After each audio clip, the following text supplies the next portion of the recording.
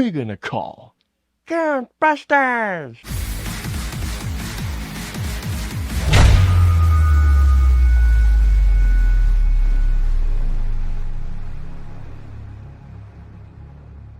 So Ghostbusters Frozen Empire is a sequel to Ghostbusters Afterlife. We once again follow the Spengler family as they now find themselves living in the Ghostbusters firehouse in New York as the Ghostbusters are now going once again, but it's not the team that we know. It's actually the new team, which is the Spengler family, which includes Paul Rudd, Carrie Coon, Finn Wolfhard, and McKenna Grace as they're doing their thing as the Ghostbusters. And then one day, when an ancient artifact is discovered, this artifact unleashes this evil force in which the Ghostbusters of the old and the new must team up to not only protect their home, but also save the world from what could be a second ice age. Alrighty guys, so let's get into Ghostbusters Frozen Empire. Excellent! I thought that Ghostbusters Afterlife was not only a proper continuation, but it was also a damn great sequel to Ghostbusters 2 and to Ghostbusters in the first place. Once Ghostbusters Afterlife ended, I was absolutely down for whatever they wanted to do for the next film, especially knowing that, by the way, not only knowing that Jason Reitman was still writing the film, but Gil Kenan, who co-wrote Afterlife, was going to be directing this movie. By the way, Gil Kenan made Monster House, a really freaking good animated kids horror film. Seriously, Monster House, if you have not seen it, guys, is one I highly recommend. It is, seriously, that film was a lot better than I expected. I was still very excited, but I was nonetheless cautious knowing that Jason Reitman was not directing this movie anymore, despite knowing that he was co-writing the film. And here's what I can say. There are things that I enjoyed about this movie. The performances in Ghostbusters Frozen Empire I thought were really, really good. McKenna Grace I thought was still terrific in the film. Carrie Coon I thought was really, really good. Paul Rudd still has some really, really funny moments. Dan Aykroyd I thought was also really good in the film, along with Ernie Hudson, and not to mention Bill Murray I thought also had some pretty funny lines in there too. The storytelling of Frozen Empire I thought for some bits of it were really, really good. In particular, there is this particular plot element involving McKenna Grace and a person that she meets. Now, of course, no spoilers for you guys. And had they had spent more time fleshing out this particular arc, this could have been such a great emotional beat for Frozen Empire. Were there some fun moments in Ghostbusters Frozen Empire? Oh, absolutely. There is a great set piece. I mean, there are actually a few great set pieces. One in particular is the opening of the film, which I thought was a ton of fun. Not to mention as well, there is a great set piece about halfway through the film, which I thought was very, very well directed. The visual effects of Ghostbusters Frozen Empire I thought were terrific. Some of the VFX and the animation of the VFX looked really, really stunning. Like, I was actually quite blown away with how some of the visual effects looked in this movie. Well, that's just fucking great!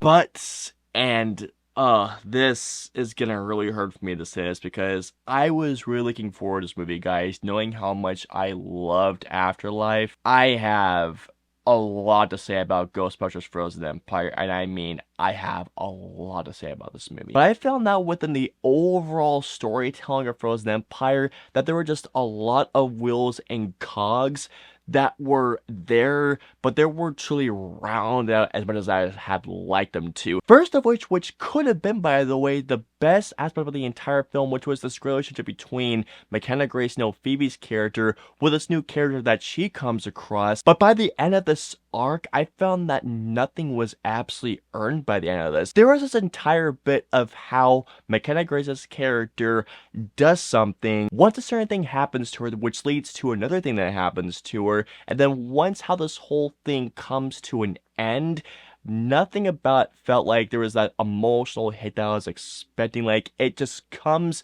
to a point where it almost kind of feels like a convenience almost in a certain way. When it comes down to another character arc, which involved Finn Wolfhard, who, by the way, Finn Wolfhard doesn't really do a lot in this movie. Ghostbusters Frozen Empire actually has a great cast. Not just the new Ghostbusters, the old Ghostbusters, but also not to mention it as well, there's people like Kamal Nanjiani and also Patton Oswald. While Kamal Nanjiani and Patton Oswalt are terrific actors, I felt like they were just in there just for the sake of, being in there. And there are even some jokes that legitimately not only fell flat on their faces, but they were so predictable in terms of the humor. Kamal Nanjiani, great actor, but not only his character, but the entire arc and the purpose for his character in this movie, it just didn't really work for me. One thing in particular that I'm about to say, and I can't believe I'm about to say this, I actually found Ghostbusters Frozen Empire for the most part to be kind of a chore to watch. Was I engaged and was I entertained? Absolutely yes, but that was more like in burst spots throughout the entire film. But for the majority of the time of Ghostbusters Frozen Empire, I actually found myself going like, is anything of interest gonna happen at some point? Are there fun moments in Frozen Empire?